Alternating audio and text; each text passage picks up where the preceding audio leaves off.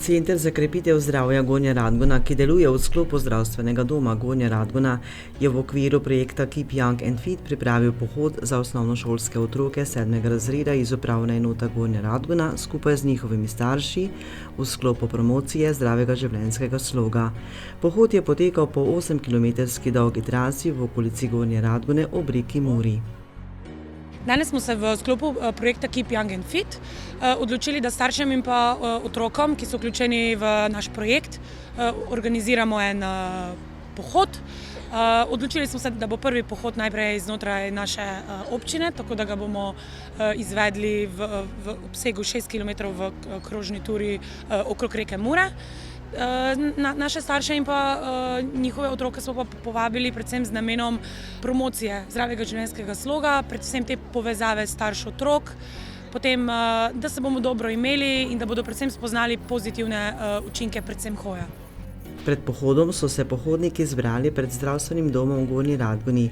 Preden so se odpravili na pohod, so se okrepčali zdravo malico v obliki namaza s pusto skuto in sadjem, po razgibalnih vajah pa je sledil pohod.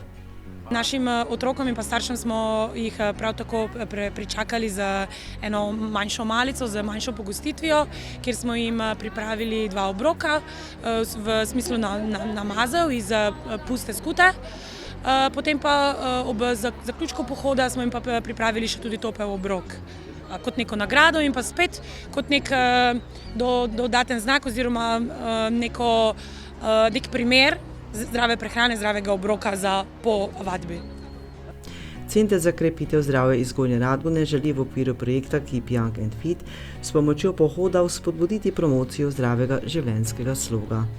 S pomočjo tega pohoda, kot sem že omenila, želimo predvsem spodbuditi neko promocijo zdravega življenjskega sloga, jih čim bolje skušati vpeljati in jim prikazati, da je lahko hoja in pa družinski pohod nekaj vsakdanjega za njih in da ga tudi sami čim večkrat naj vključijo v svoj prosti čas.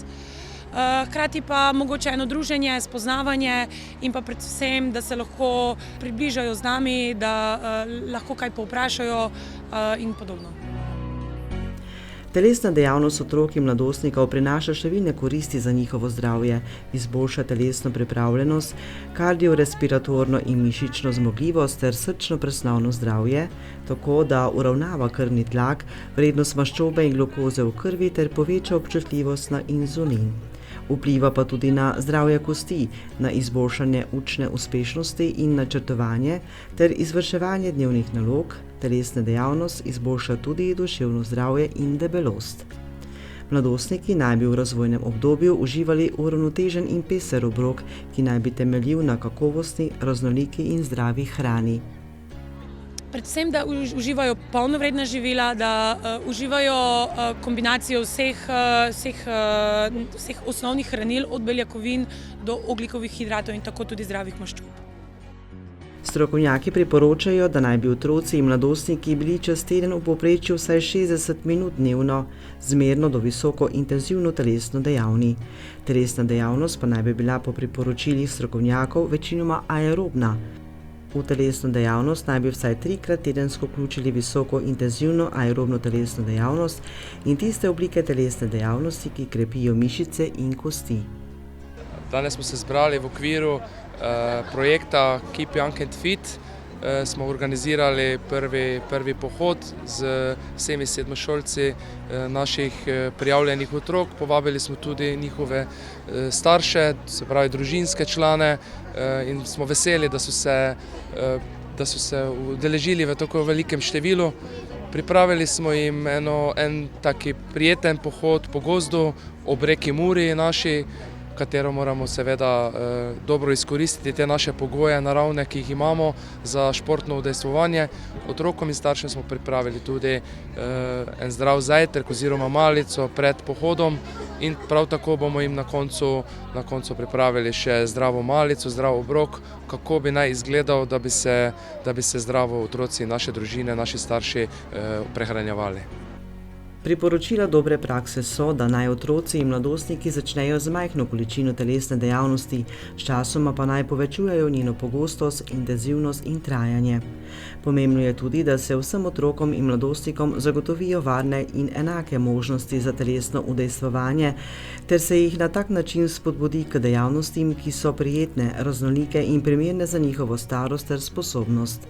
Pri otrocih in mladostnikih je prepogosto sedenje povezano s povečanjem debelosti, poslabšanjem srčno-presnovnega zdravja, slabšo telesno pripravljenostjo, s spremembo vedenjskih vzorcev in skrajšanim časom spanja.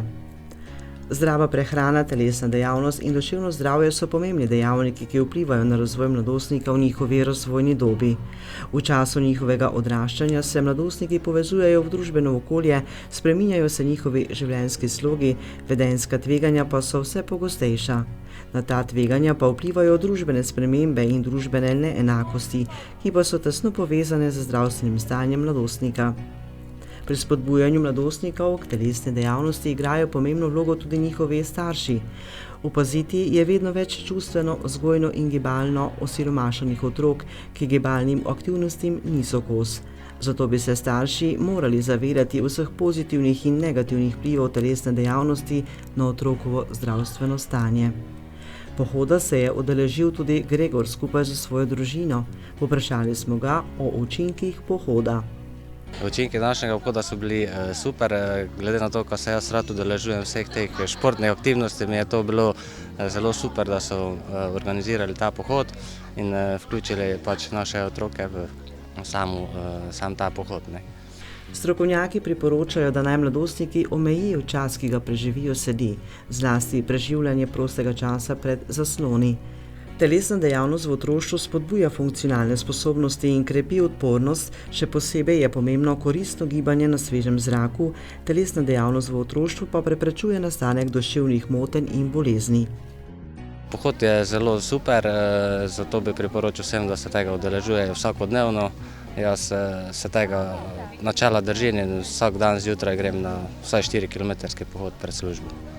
Gibalne navade staršev in ostalih članov družine, kot so aktivno preživljanje prostega časa, sedenje pred televizorjem in računalnikom, transportne navade, lahko pomembno vplivajo na razvoj otrokovih navad. Gregor je povedal, da ta pohod dobro učinkuje na človekovo telo. Seveda je to tudi dobro, ker mislim, da mi starejši največ tega potrebujemo, ker otroci so vsakodnevno na športni bazi. Mislim, da otroci se kar udeležujejo vseh teh treningov in so vajeni tega, starši pa mislim, da bi mogli malo večkrat iti na kakšne takšne zadeve. Pri zdravem prehranjevanju je pomembno, da se v jedi uživa in redno je. Potrebno je izbirati pestro hrano, ki naj vsebuje več živil rastlinskega izvora kot živalskega. Večkrat dnevno je treba jesti raznovrstno sezonsko zelenjavo in sadje, ki je predelano lokalno.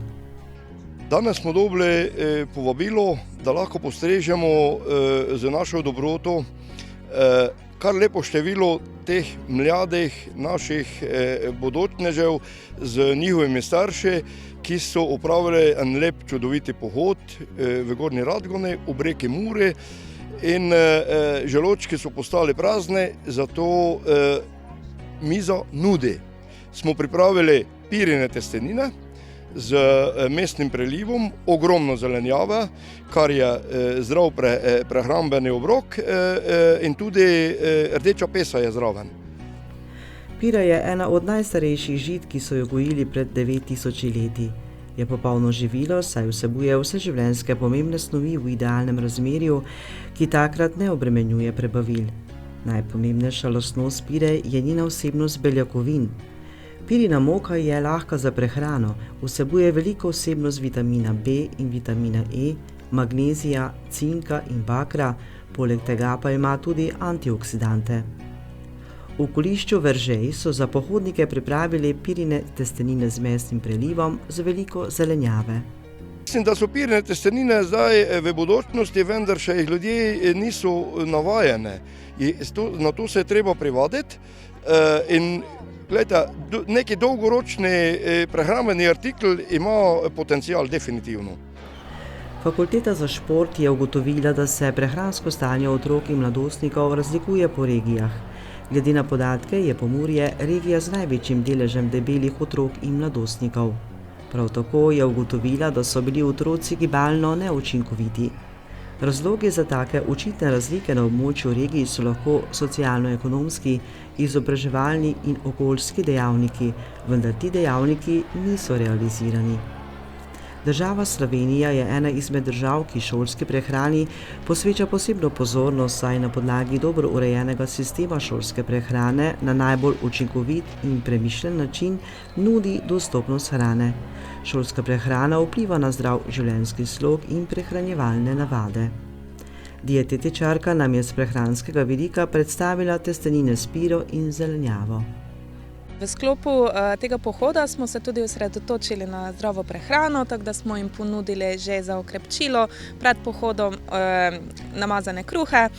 Pripravili smo 2 namaza, eden je bil sadni namaz, skutni z marelicami, drugi pa bolj slane, skutni z zelišči. Zraven smo jim ponudili tudi sadje, jabolka, hruške.